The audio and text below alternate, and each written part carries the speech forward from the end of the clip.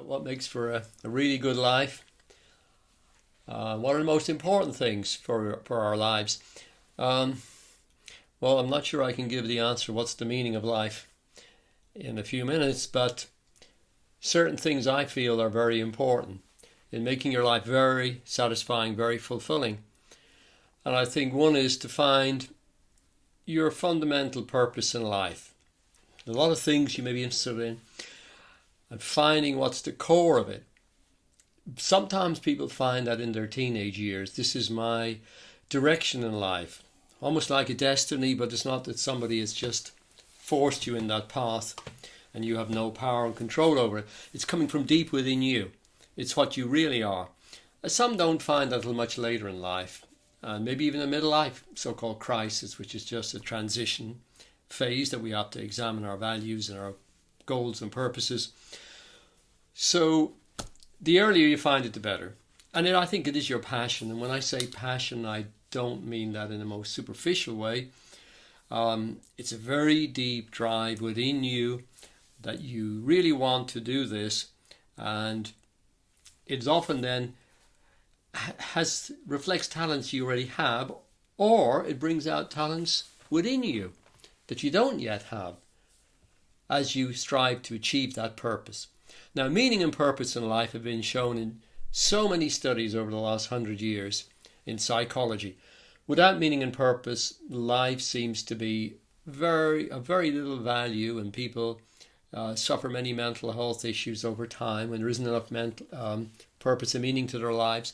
So, again, we've got to find meaning and purpose even in what we're doing, even if it's not the most useful for us, but it's something there we need to learn from at the same time. When I say useful for us, it may be where we're at the moment we have to learn from, but it's not yet reflecting our fullest purpose for meaning for our lives. So sometimes people get caught up with the suffering that they're in at the moment and then lose track of the bigger picture. Our so-called failures are our learning opportunities, though they are what we grow through. Without the challenges, we'd never develop strength. So we must learn to accept and work with them and master them. I would say, along with finding purpose in yourself for your life, it's so obviously easy to fall into the trap of seeing other people's flaws, but we must take out our own projection, out of our own, in the religious sense, take the beam, the log out of your own eye so you can see the speck in the other guy's eye. We're so close to our own stuff that we find that hard to see. When you stand up for your rights in a non-selfish way, you're standing up for the rights of others. You're asserting your opinions, and I feel then you must put your money where your mouth is. You must be prepared to stand or fall, live or die on those principles. It doesn't matter what money or other factors come into play. If you're willing to sell your soul, sell yourself short, your being, whatever you want to call that, you've lost yourself. So what value have you got then from life? So live our own lives, not in a very selfish way. I don't think there is a kind of enlightenment that you climb that mountain on your own to perfection, to enlightenment, some kind of spiritual realization. I think there is an inner journey. There's times sometimes you have to meditate and find out what you're about in life, get into a quiet state of mind, but you must interact with the world around you in whatever, or at least contribute to the world around you in ways that are meaningful. I think we can be very narcissistic and very self-obsessed without even realizing it, and then we're really not connected with life and with people. And I think that's a great danger as well nowadays, that we can live in our own bubble. You see people walk along the streets now and they're so busy wrapped up in their phones. There's no internal world to a great extent with some of them. It's so extreme and so little connection then with others. The man who doesn't know himself can't know anything about the world around him. So when we say the unexamined life, or when Socrates said the unexamined life is not worth living, he's really saying the unexamined self is not worth having. It can't really live. And so in the ancient Greeks, they had that over the Temple of Delphi and over many temples, and it's there in virtually every major philosophy. Mankind, humanity, know thyself. Strengths and weaknesses. We're all on that journey of trying to discover and become who we really are. I mean, if you're not who you are in your deepest essence and potential, I mean, what are you about really? So I feel we have to be on that inner journey of learning and growth, which at times is painful, challenging. We have to go through our own dark nights of the soul, so to speak, when we find things don't work out the way we thought. But that's great learning in there for all of us. Along with discovering who we are, we also will then find when we relate to ourselves, we can relate to others. And part of that is self-acceptance, self-love, self-nurturing, which leads to self-expression. I mean, they're all very interconnected. If we don't love ourselves, we can't love others. We can't make much of a contribution into the world around us. And I feel that's something a lot of people struggle with from my experience as a therapist. They may be very self-obsessed, selfish, but a lack of self-love. The person may be full of a kind of a negative self-pity, but has no self-compassion and self-nurturing going on. And so our needs and our wants are often different. When we look at it in the Western world, where there's a lot of emphasis on instant gratification, and even nowadays it's commented on entitlement, that I'm unhappy, I'm a victim. And if you buy into that philosophy, which is quite common and put out there politically and socially, I feel you're never going to express your potential, because you're always going to find the fault somewhere else. I'm blaming others. I didn't have the right education, didn't come from the right background, ethnic group, and so on, which is kind of missing the point of a fulfilling life. There's no question people are disadvantaged belonging to certain groups. Of course, but you must deal with that as best you can.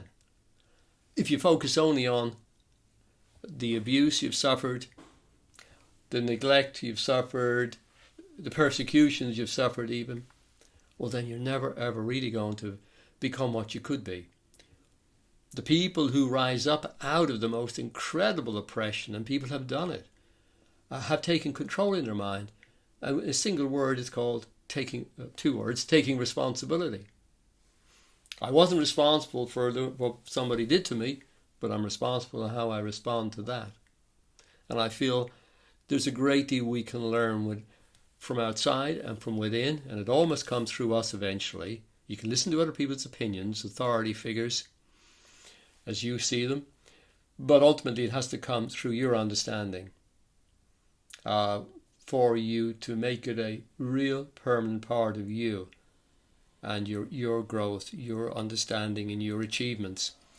So relationship with others is very critical.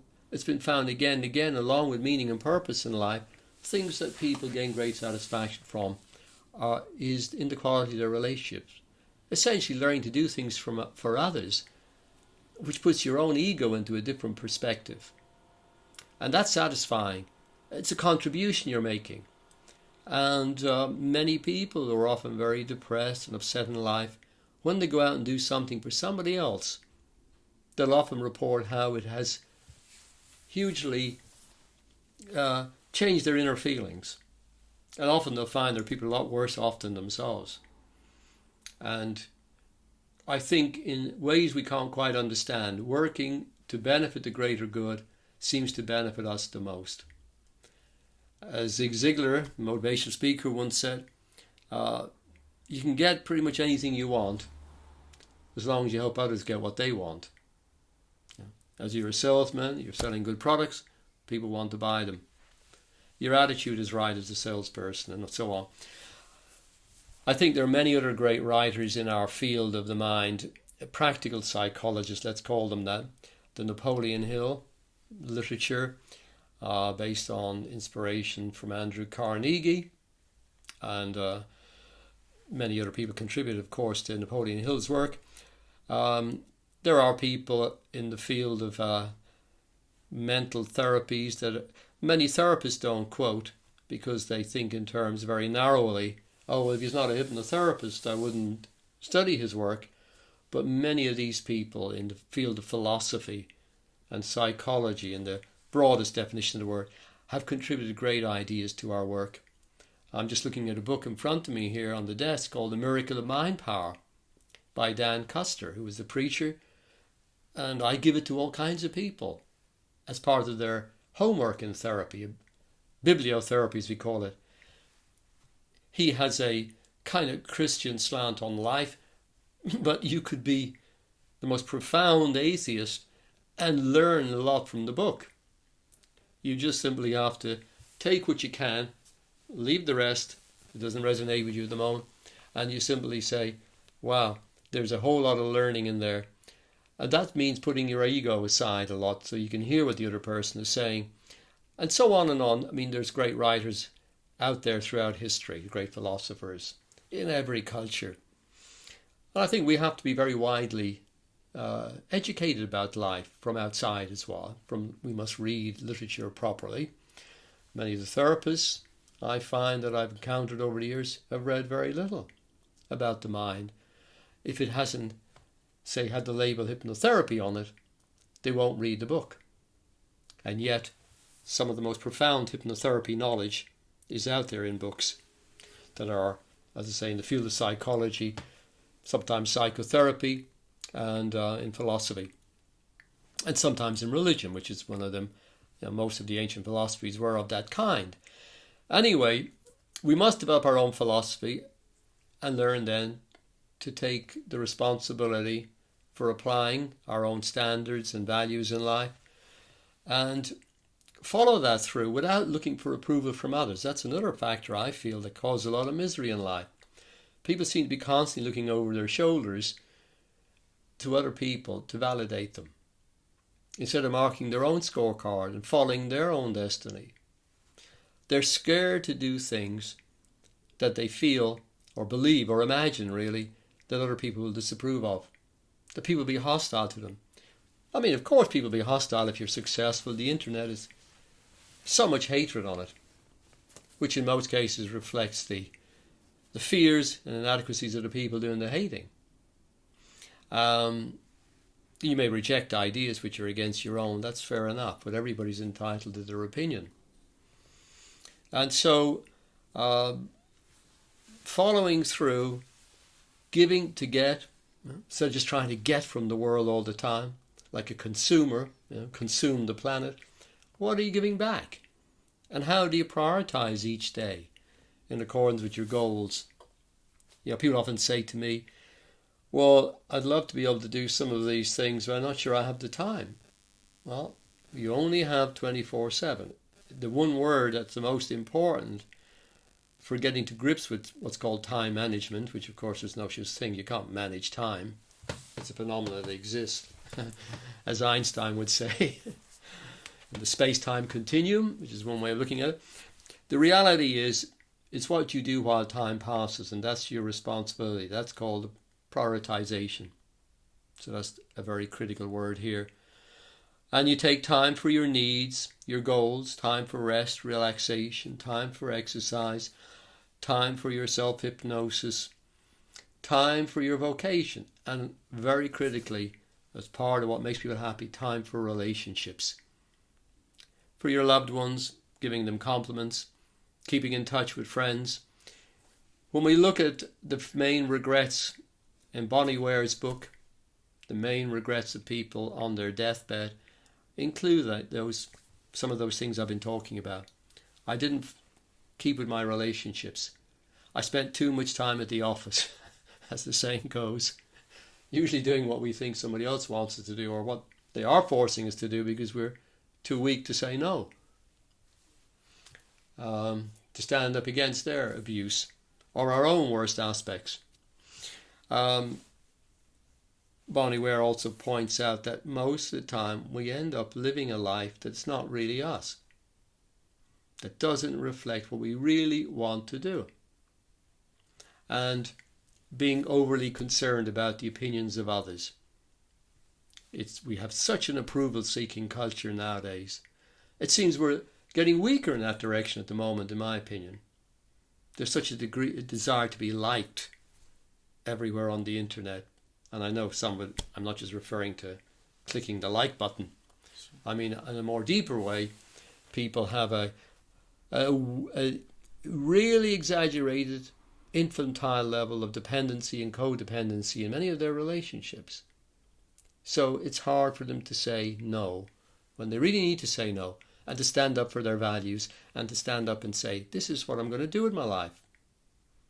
Doesn't matter what my family tell me to do. If it goes, I'll listen to them. I'm not arrogant. When I'm young, I need to listen to others because your ideas are still only partially formed, and your ideas are still very important. But you're going to have to learn, and some learning can only come the hard way. And you just have to get up there, get out and learn and grow and suck it up, and not feel you should run home and cry and stay with your mother and say, I'm entitled for somebody else to treat me like a child. Nobody ever gets to be successful that way. And taking responsibility is really also about saying, I just don't blame my circumstances. As Bruce Lee said, circumstances. Hell, I make circumstances. It's too easy to just get to blame others and stay in child mode. So these are some of the issues. They're not easy always to address, and we all struggle in some areas more than others, but these are very important attitudes. And I feel, there's a lot I could say about gratitude and working on your values and how to do that. And I've taught classes, a whole day spent on values clarification before we get to doing a whole day on goal setting, which will be part of finding your purpose and direction in life from within and beginning to implement it, short, medium, long range goals and objectives. So a lot more needs to be said about the details here, of course, Edan, but I've given some of the main topics and main subjects that I think are very important for living a really good life, and some of the attitudes that we have to address within ourselves to grow and achieve that good life.